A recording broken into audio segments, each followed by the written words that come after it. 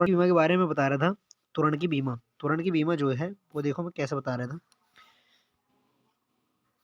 उसमें बन जाएगी तुरण बेग बटे, तुरण क्या होता है, बेग बटे समय।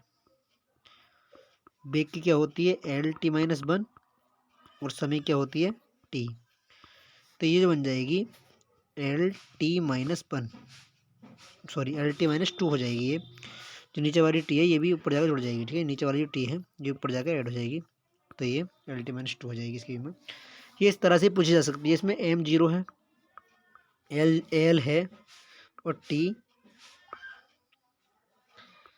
एल हैगा, और टी जो है माइनस टू, इस तरह से भी बीमा आ जाती है, ठीक है। तो नेक्स्ट देखेंगे, नेक्स्ट बीमा कैसी है। नेक्स्ट देखेंगे बल। बल क्या होता है,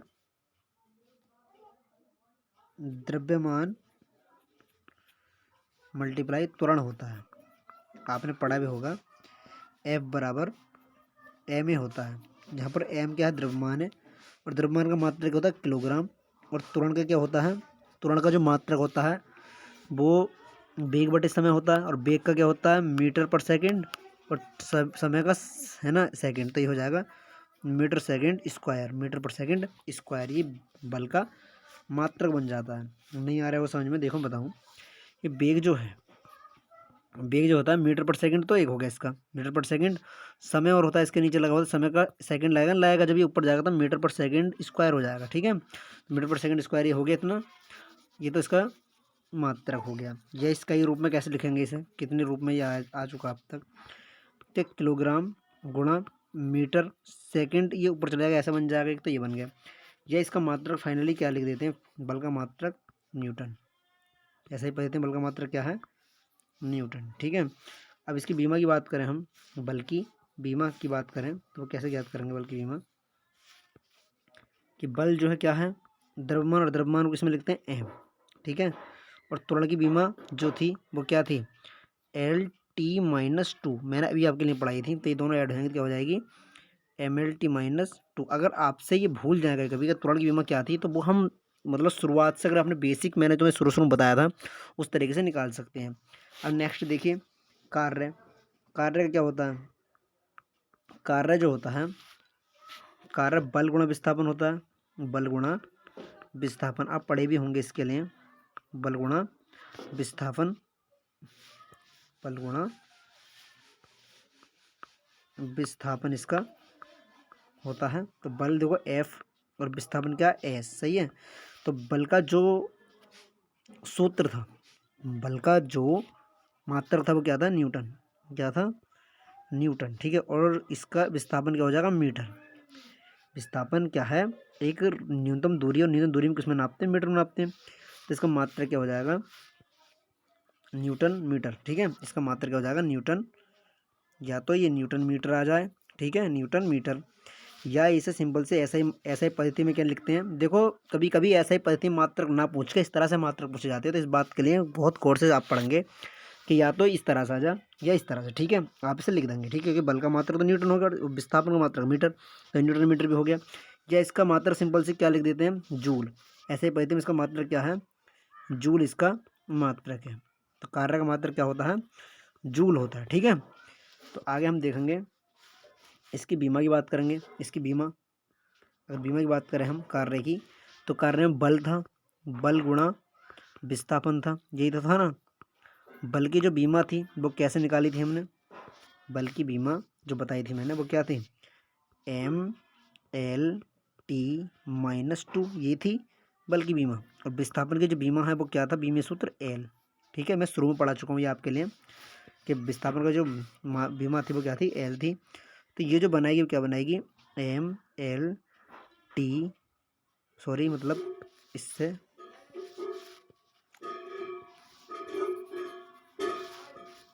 एम बनाएगी, और एल जो है जुड़ जाएगा उसमें स्क्वायर हो जाएगा, एल स्क्वायर,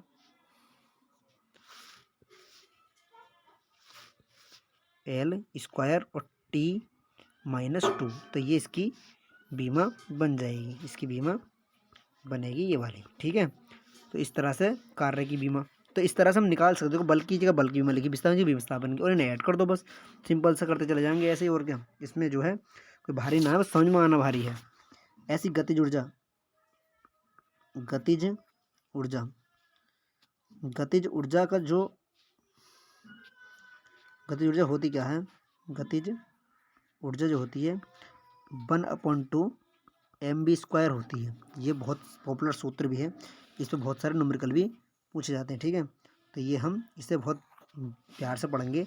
तो गतिज ऊर्जा जो काइनेटिक एनर्जी होती है, इसका जो मात्रा होगा 1/2 से इस पर कोई फर्क नहीं पड़ रहा है, मात्रक पर कोई फर्क नहीं पड़ता, ये आधा है, चौथाई है, या मतलब 1/8 से कोई फर्क नहीं पड़ता है, हमें फर्क पड़ता है मतलब इसमें जो राशियाँ हैं वो कौन कौन सी हैं, ठीक है। इससे कोई फर्क नहीं पड़ता कि मात्रा को भी आधा कर दें कि आधा m/mv², ऐसा कुछ नहीं है, ठीक है। ये तो सूत्र है, सूत्र में सिर्फ और सिर्फ जो राशियाँ हैं इनके आधार पर मात्रक लेते हैं। तो m का जो मात्रक है तो ये हो जाएगा द्रव्यमान, और द्रव्यमान का जो मात्रक होता है वो किलोग्राम होता है। द्रव्यमान गुणा वेग है, नहीं है, देखो मैं आपको दिखाऊँ, अगर मैं हिंदी में लिखूँ, हिंदी में लिखना अगर अच्छा लग रहा है, 1/2 गुणा द्रव्यमान, यही तो है इसका जो हिंदी में नाम है, द्रव्यमान गुणा वेग का स्क्वायर, ये इसका हिंदी नाम हो जाएगा। तो आप देखिए 1/2 द्रव्यमान का जो मात्रक है वो किलोग्राम होता है, इससे तो कोई फर्क नहीं पड़ रहा, 1/2 तो लंगी ना, ठीक है, क्योंकि मात्रक पे 1/2 का कोई प्रभाव नहीं पड़ता, 1/2 हो या 1/4 हो, हमें सिर्फ राशियों का प्रभाव पड़ता है। तो द्रव्यमान का जो मात्रक होता है वो किलोग्राम होता है, और वेग का जो मात्रक था वो क्या था, मीटर पर स्क्वायर का भी कोई प्रभाव नहीं पड़ेगा, स्क्वायर की मात्रा का भी स्क्वायर कर दे, इसका भी कोई फर्क नहीं पड़ रहा, मीटर पर सेकंड स्क्वायर, यही तो था, सॉरी गलत कर दिया मैंने, मीटर सेकंड था, मीटर पर सेकंड, मीटर सेकंड था। ये देखिए शुरू से अगर देखेंगे आप वीडियो तो सब समझ में आएगा, ठीक है, कि मीटर पर सेकंड क्यों, क्योंकि वेग जो होता है विस्थापन परिवर्तन दर होती है, विस्थापन बटे समय होता है, तो विस्थापन जो है विस्थापन बटे विस्थापन के लिए क्या लिखेंगे, मीटर से, और समय के लिए सेकंड, तो मीटर पर सेकंड ही आएगा ना आएगा। तो ये तो इसका मात्रक हो गया, ये इसका कार्य का, सॉरी कार्य कह रहा हूँ मैं, काइनेटिक एनर्जी गतिज ऊर्जा का मात्रक हो गया ये तो मात्रक हो गया। अब बात करें बीमा की, तो बीमा कैसे निकालेंगे इसकी, ऐसे इस पर प्रभाव नहीं पड़ता, ऐसे इसकी बीमा पर कोई प्रभाव नहीं पड़ता इस बात से, ठीक है। तो बीमा कैसे निकालेंगे इसकी, बीमा की बात करें, बीमा कैसे निकालेंगे गतिज ऊर्जा की, ये था 1/2 द्रव्यमान गुणा वेग का स्क्वायर, यही तो था। तो द्रव्यमान की जो बीमा थी वो क्या थी, m मास, ठीक है, मास से द्रव्यमान को नापते हैं। और वेग का जो वेग की जो बीमा थी, वेग की बीमा देखो L t-1 थी ना, थी L t-1 ये थी, और ये बाहर जो 2 है बीमा पे इसका फर्क पड़ता है, बीमा पे इसका फर्क पड़ता है, मतलब फिर भी इसका फर्क नहीं पड़ता, 1/2 है 1/2 है, मतलब इस पे जो भाग जो भी मतलब इस पे जो वैल्यू चढ़ी हुई है इसका फर्क इस पे पड़ता है, ठीक है, मगर उसमें कोई फर्क नहीं पड़ता मात्रक में, कि मात्रक को भी डबल कर दें, ठीक है, ऐसा नहीं होता। तो देखो इसमें हो जाएगा ML, ये स्क्वायर हो जाएगा, इसमें मल्टीप्लाई होगी तो ML² और t-2, तो ये बीमा किसकी हो गई है, गतिज ऊर्जा की बीमा है, बोले तो काइनेटिक एनर्जी, किसे के भी लिखते हैं शॉर्ट फॉर्म में, काइनेटिक एनर्जी। इस पर बहुत सारे सवाल ही पूछे जाते हैं डायरेक्टली न्यूमेरिकल, तो जब मैं आपके लिए आगे पढ़ाऊंगा तब उसमें बताऊंगा, ठीक है, कि कैसे कैसे न्यूमेरिकल इनसे आते हैं। स्थिति ऊर्जा को हमने पढ़ा, अब इसके बाद हम सॉरी क्या कहते हैं गतिज ऊर्जा के लिए, अब हम पढ़ेंगे स्थिति ऊर्जा। इसके बाद स्थितिज ऊर्जा, देखो मैं आपसे क्वेश्चन पूछता हूँ, स्थितिज ऊर्जा किस किस में होती है। तो स्थितिज ऊर्जा का आपका क्वेश्चन क्या है, कि जहाँ पे भी कोई वस्तु जिसमें गति होने वाली है और वो विराम अवस्था में होगी, जहाँ पर भी कोई वस्तु जो विराम जिसमें गति होने वाली हो, लग रहा है हमें गति होने वाली, लेकिन विराम अवस्था में, तो वहाँ पर काइनेटिक एनर्जी में सॉरी क्या कहते हैं स्थितिज ऊर्जा पोटेंशियल एनर्जी होती है। तो स्थितिज ऊर्जा की बात हम करेंगे, स्थितिज ऊर्जा और स्थितिज ऊर्जा के बारे में लिखेंगे। तो स्थितिज ऊर्जा जो होती है इसे पोटेंशियल एनर्जी भी कहते हैं, पोटेंशियल एनर्जी। तो ये जो होती क्या होती है, mgh ये होती है, सही है, द्रव्यमान, इसके अंदर क्या होता है द्रव्यमान। देखो इस पर भी क्वेश्चन पूछे जाते हैं, जब कार्य वाला पार्ट पढ़ाऊंगा तो उसमें ये सारे के सारे क्वेश्चन भी कराऊंगा मैं आपके लिए, कैसे कैसे कराएंगे। फिर त्वरण आता है, और फिर ऊंचाई आती है, फिर ऊंचाई, सही है, इस तरह के तो है। तो हम इसके बारे में, इसकी बीम और उसके मात्रा के बारे में लिखेंगे। इसकी मात्रक की अगर बात करूँ मैं, तो क्या बनने वाला मात्रक, द्रव्यमान का किलोग्राम हो जाएगा, द्रव्यमान का किलोग्राम, और त्वरण का क्या हो जाएगा त्वरण का मात्रक क्या था, मीटर पर सेकंड स्क्वायर था। वेग का मीटर पर सेकंड है, जबकि त्वरण का मीटर पर सेकंड स्क्वायर होता है। और ऊंचाई का मीटर हो गया, हो गया। ऊंचाई के लिए मीटर मापते हैं। तो इसका अगर मैं ऐसा सूत्र बनाऊं, ऐसा मात्रक लिखूं तो क्या हो जाएगा, किलोग्राम मीटर स्क्वायर पर सेकंड स्क्वायर। सही है, यही तो था, मीटर स्क्वायर बटे सेकंड स्क्वायर हो जाएगा, क्योंकि ये इसमें मल्टीप्लाई हो जाएगी इसके साथ। अगर मैं इसका मतलब सही से सूत्र लिखूं तो सूत्र कैसे लिखेंगे हम इसका, किलोग्राम मीटर स्क्वायर और सेकंड माइनस 2, ये वाला इसका मात्रक बन जाएगा इस तरह का। लेकिन हम ये मात्रक अगर ऐसे पूछा जाए तो ये भी हमसे आना चाहिए। लेकिन जो अगर आपसे ऊर्जा का जैसे स्थिति ऊर्जा आ जाए या गतिज ऊर्जा आ जाए, मैंने पीछे पढ़ाई थी गतिज ऊर्जा, ये दो स्थिति ऊर्जा आपसे पूछी जाए, स्थितिज ऊर्जा, स्थितिज ऊर्जा या गतिज ऊर्जा या गतिज ऊर्जा, और इससे एक और रह जाती है, एक और एनर्जी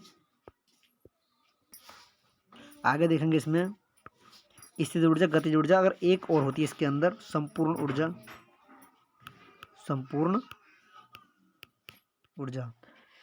तो ये तीनों जो एनर्जी हैं है तो ऊर्जा ही, तो इनका जो मात्रक होता है, अगर मात्रक अलग अलग पूछे तो ऐसे निकाल के पता करेंगे ना, तो इन सबके जो मात्रक होते हैं ऐसा ही पद्धति में वो इनका मात्रक जूल होता है। ठीक है, तो या तो जूल आ जाए या ऐसा ना आ रहे आपसे, तो इस तरह से हम निकाल लेते हैं। ठीक है, इसके बाद बात करते हैं इसकी बीमा की। उसकी बीमा क्या बनेगी, इसकी बीमा जो बनेगी वो क्या बनेगी, बीमा की बात करें तो इसमें देखो द्रव्यमान था, मैंने बताया था आपको, द्रव्यमान था, फिर त्वरण था, उसके बाद ऊंचाई थी, यही था ना। इनके जगह इनके बस बीमा सूत्र रखने हैं, लिखने हैं। द्रव्यमान की बीमा m होती है, त्वरण की बीमा क्या होती है, मतलब L t-2 होती है त्वरण की बीमा, गुणा ऊंचाई की बीमा, ऊंचाई को मीटर में और मीटर का जो बीमा है वो क्या है L। तो इसको सबको मल्टीप्लाई कर देंगे तो इसकी बीमा क्या बन जाएगी, m L स्क्वायर और t-2, ये इसकी बीमा बन जाएगी। तो बहुत आसानी से देख पा रहे हैं, हम सीख पा रहे हैं कि बीमा कैसे निकालते हैं किसी भी राशि की। अगर हमें कोई राशि दे रखी है तो उसकी बीमा हम इस तरह से ज्ञात कर लेंगे। ठीक है, इसके बाद नेक्स्ट हम देखेंगे घनत्व। देखो घनत्व बहुत इंपॉर्टेंट चीज़ है, घनत्व सबको आसानी से समझ में नहीं आता। घनत्व क्या है कि एकांक एकांक आयतन पर, मतलब एकांक आयतन पर कितना द्रव्यमान है, ये बात इस पर डिपेंड करती है। मतलब लगा लो, अब इसके मात्रक की बात करें, मात्रक अगर उसका मात्रक देखेंगे तो द्रव्यमान का मात्रक क्या होता है, किलोग्राम, और आयतन का मात्रक क्या होता है, मीटर की क्यूब। मैंने शुरू में ही बताया था ये। तो इसका जो बन जाएगा मात्रक किलोग्राम मीटर की क्यूब बनेगा माइनस का, या तो ऐसा आ जा या इस तरह से आ जा। सही है, तो ये इसका मात्रक बन जाएगा। और इसकी बात करें बीमा की, तो बीमा कैसे याद करेंगे इसकी बीमा, तो बीमा जो होता है, बीमा क्या है, इसमें द्रव्यमान बटे आयतन है, द्रव्यमान बटे आयतन था। सही, तो द्रव्यमान की जो बीमा हो जाएगी, द्रव्यमान की जो बीमा है वो क्या है m, और आयतन की बीमा क्या है L की क्यूब। मैंने पढ़ाई थी ये थोड़ी देर पहले, आयतन की क्या है, ये सबकी बस जहाँ पर जिस कौन सी राशि पूछ जा रही है उसकी जगह वो उसकी बीमा लेकर रखते जा रहे हैं। मैंने बताया था MLT, ये तीन चीज़ें बताई थी, और MLT के अलावा तीसरी या चौथी चीज़ इसके अंदर आ नहीं रही है, चौथी चीज़ को आ रही है MLT घूम घूम के यही आ रहा है बस। ठीक है, तो तीन बातों को याद रखना, बस इन्हें पुट कैसे करना ये बात सीखनी होती है। तो इसकी जो बीमा हो जाएगी क्या हो जाएगी, m और l ऊपर पहुंच जाएगा minus cube, ml minus cube. इसके बाद देखेंगे या तो इस तरह से आ जाए या एक इस तरह से, मैंने बताई थी इस तरह से आ जाती, m इसमें है, t इसके अंदर 0 है, और l-3, इस तरह से बीमा पूछी जा सकती है। इसके बाद देखो द्रव्यमान, मैं घनत्व की बात कर रहा था, घनत्व डेंसिटी होती है एकांक आयतन में। मतलब कोई आयतन है, लगा लो ये कोई बर्तन है जिसका कोई अपना आयतन है। ठीक है, ये कोई बर्तन है और इसका अपना कोई आयतन है, इस आयतन के अंदर कितना द्रव्यमान समाहित है, कोई कोई तो इसके फिक्स वैल्यू होगी। जितना ज़्यादा इसके अंदर द्रव्यमान समाहित हो जाएगा उतना ही अधिक ये क्या होगा, डेंस माध्यम है। कैसे होगा, डेंस, उतना ही ज़्यादा ये क्या है, जो उतने ज़्यादा घनत्वशील है, उतना ज़्यादा इसका घनत्व है। ठीक है, क्या जो घनत्व जो होता है वो अनुकरणुपाती होता है द्रव्यमान के। जितना ज़्यादा द्रव्यमान होएगा, जितना ज़्यादा द्रव्यमान होगा उसका घनत्व उतना ही ज़्यादा होएगा, जितना कम उसका घनत्व, मतलब जितना कम द्रव्यमान होएगा उतना ही कम घनत्व होएगा। ठीक है, तो लगा लो। जबकि क्या कहते हैं, मैंने इसमें क्या रखा, आयतन के लिए नियत रखा, आयतन के लिए फिक्स रखा। आयतन फिक्स हो तब, अगर ये बात आयतन फिक्स हो तब की है। अगर आयतन तो नियत है, कॉन्स्टेंटली वैल्यू मान ली मैंने कि आयतन अगर 5 मीटर क्यूब है, 5 मीटर क्यूब के अंदर अब मैं एक बार में तो 10 किलोग्राम आयतन भर रहा हूँ, एक बार 20 किलोग्राम आयतन भर रहे हैं। तो इसमें अगर जब 20 किलोग्राम वाला आयतन का जो माध्यम होएगा, 20 किलोग्राम वाला जो घनत्व होएगा वो अधिक होएगा 10 किलोग्राम वाले के मुकाबले। तो ये बात मैं बताना चाह रहा हूँ। आगे इसके बाद आता है कोणीय विस्थापन। कोणीय विस्थापन की बात देखेंगे। कोणीय विस्थापन, कोणीय विस्थापन क्या मैंने इसकी एक तो इसका मात्रा को सब बता दे, ठीक है। आगे कोणीय विस्थापन देखेंगे। तो कोणीय विस्थापन जो होता है चाप बटे त्रिज्या होती है। क्या होता है? चाप बटे त्रिज्या। ये जो है मतलब कोणीय वेग जो होते हैं वृत्त से संबंधित हैं। त्रिज्या जो होती है वो मीटर मापी जाती है, और चाप जो है ये भी मीटर मापी जाती है। पहली बात तो ये रेडियन है, इसका रेडियन होता है, इसका रेडियन होता है, इसका मात्रा क्या है, रेडियन है। और इसकी बीमा क्या है, इसकी कोई बीमा ही नहीं होती है, ठीक है। कोणीय विस्थापन की बीमा नहीं होती है। तो आज के लिए इतने काफ़ी है, मिलते हैं कल नेक्स्ट वीडियो में। और वीडियो को पूरा देखें और साथी को भी शेयर करें, और इस वीडियो को जरूर लिखें, क्योंकि इस यहाँ से 1-2 क्वेश्चन जरूर पूछे जाते हैं आरआरबी ग्रुप डी के अंदर। बहुत मेहनत के साथ वीडियो बनाई है, और इस वीडियो को कमेंट करना ना भूलें, ज़्यादा से ज़्यादा कमेंट करें इस वीडियो में।